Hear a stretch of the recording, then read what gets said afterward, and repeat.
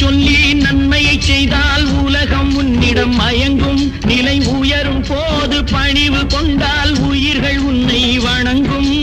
உண்மை என்பது அன்பாகும், பெரும் பணிவு என்பதும் பண்பாகும். ஆசை கோபம் களவு கொள்பவன் பேசத் தெரிந்த மிருகம். அன்பு நன்றி கருணை கொண்டவன் மனித வடிவில் தெய்வம்.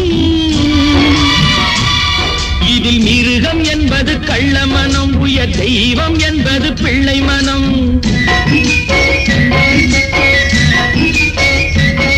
இந்த 6 கட்டளை அறிந்த மனது ஆண்டவன் வாழும் வெள்ளை மனம், ஆண்டவன் வாழும் வெள்ளை மனம். 6 மனமே 6, அந்த ஆண்டவன் கட்டளை 6. 6 மனமே 6, அந்த ஆண்டவன் கட்டளை 6.